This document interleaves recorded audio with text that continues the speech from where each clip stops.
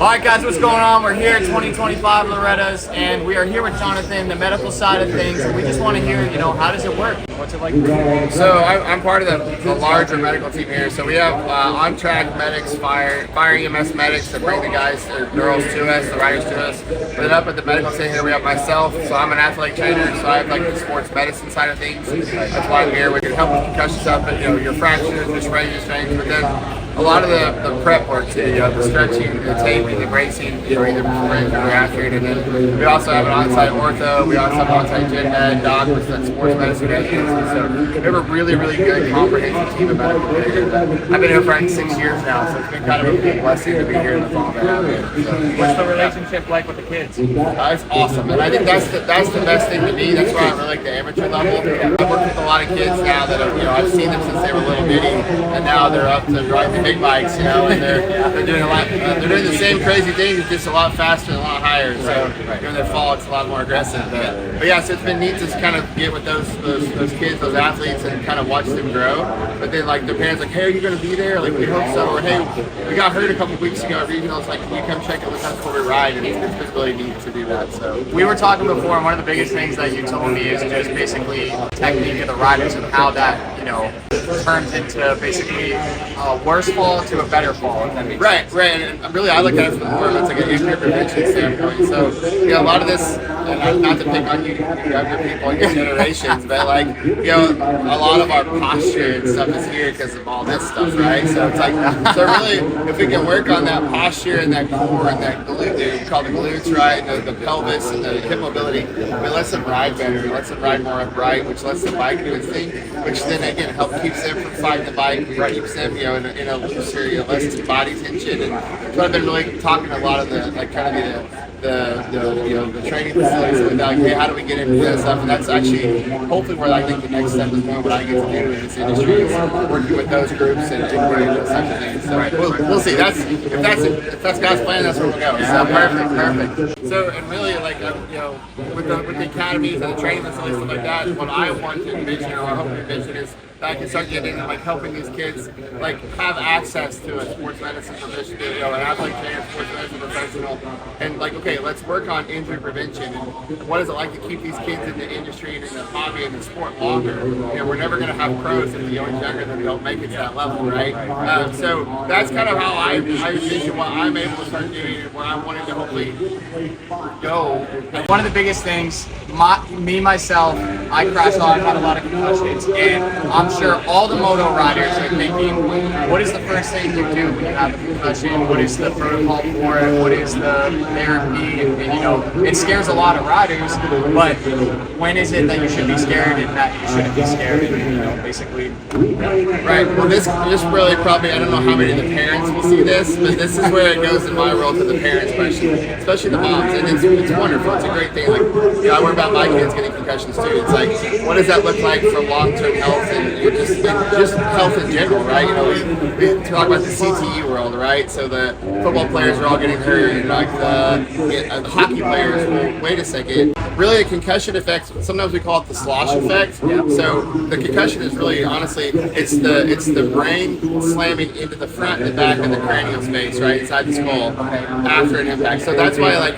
You get a car accident and you don't hit your head, but you get hit behind and whiplash, you can have a concussion, right? Right, so it's because you get thrown forward, so as you get thrown forward, the brain keeps going inside the head, right? So until it reaches, it's like physics, right? Until it reaches a point where it gets hit, it hits inside there and then it goes backwards. So there's some technology out that's been around for a while that talks about trying to increase fluid in the cranial space to slow that down, but it's hard to, you can't necessarily call it. So when is it that you should be like concerned with concussion? One of the biggest things I do, especially with my kids, so like the kids I work with, because I don't know all these kids, I don't know their basics. It's what's their behavior like?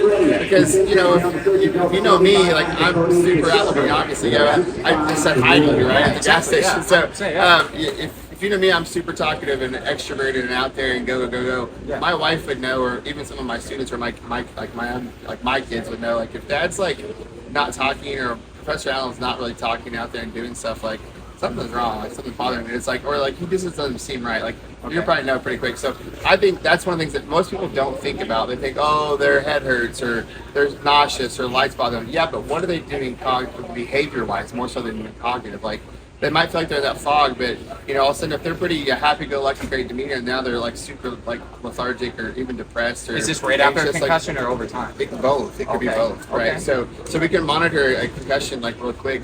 Or I say quickly, more acute, right? More acute phase, but then you can go into those chronic. So I've had fortunate athletes that really have never fully recovered from a concussion, right? And I've had one who it was the first time actual diagnosed concussion. But then you start talking to her, and it was a female volleyball player. It's like you realize later on she's probably had 3, 4, 5 or more. And you get a lot of these kids I hear, like they used to say, almost normal. Yeah, right. The terminology used to be like, "Oh, you got your bell rung." Yeah. Right. We don't use that terminology anymore. Like that's kind of the old school approach, and it's like, yeah, but also too, every time you get hit in the head doesn't necessarily mean you have a concussion either. So so we have to have some things in place. So that goes back to what I was talking about real quick about a baseline assessment. Some people are very sensitive to it, and some people, they aren't. So, like you said, you can get flicked in the head, and some person will feel it like crazy, and some person won't. So, what do you think on that? I think it's that what we don't want people to think about. They used to grade concussions. Like if you didn't have a concussion unless you got knocked out. But we don't do that now. Like yes, if you take a dirt nap, right? The big issues I work with. If you take a dirt nap, yeah, we're gonna run a full concussion assessment on you because more than likely you had hard enough trauma to make your body shut itself off to preserve itself for whatever reason.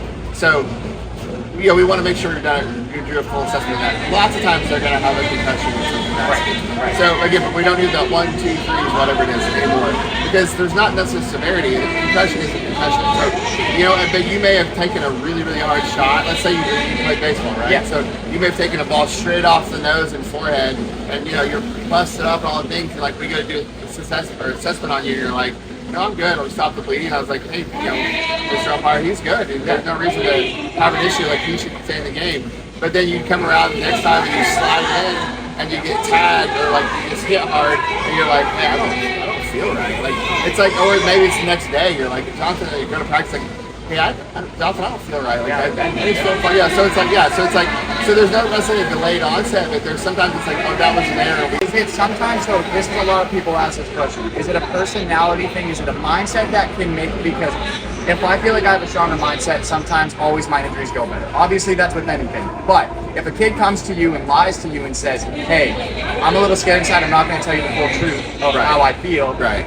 Because they're scared inside. Right. What do you say there? How do you know if it is something bad or to be scared? Like, where do you see it? I think this is the best thing. Like, if you develop that relationship with someone, like, and I've got some riders out here I've known since they were younger, so like I know kind of their demeanor. Like, you get a couple kids I've met this year that I was talking to their trainer. I was like, so are they just always that kind of subdued and chill? And he's like, yeah, him and his dad both are just very few men and many words, right? So okay, no problem. But sometimes you'll just kind of know, you start to get into it. But like, I think it goes back to that individual assessment, right? So it's like, what do they have done before? What do they have? But then again, it's where we go back and bring in that baseline, right? 100%. So they can be nervous and not want to tell me everything, and that's pretty easy to figure that out. So, and I used to joke in football, like, don't go to Jonathan, he'll take your helmet. Yeah. I don't sound like a cop's job. Right. It's like, I'm not trying to take your helmet because I'm mean or I want to be mean to you. Like, I want you to be playing. Like, I'm never going to take a kid's helmet or an adult's helmet because I don't want them to ride.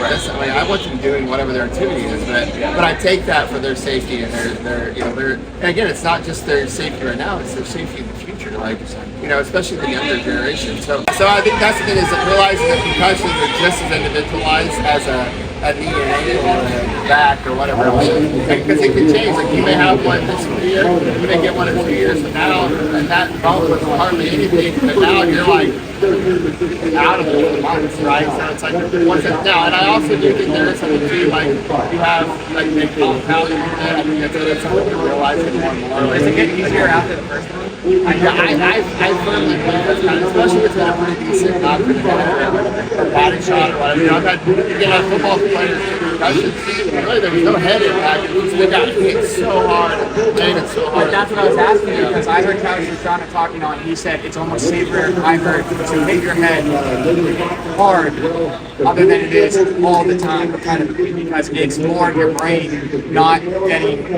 I don't know how he explained it, but that just made sense to me. As in, well, I can see that. I see what he's. I understand what he's saying there on that. Now, is there research out there to back that up and stuff like that? I honestly am not sure, but I understand what he's saying, because he's saying that you take one big super hard shot and then you're out for a while and you let it fully heal. Like that's the principle anyway, right? Whereas like maybe like football linemen, like football linemen are out here, or soccer players, like in theory, every time a soccer player heads a soccer ball, that's a concussion. In theory, because it's the forward movement and the body slamming into an object. Now, do they have a concussion every time? No.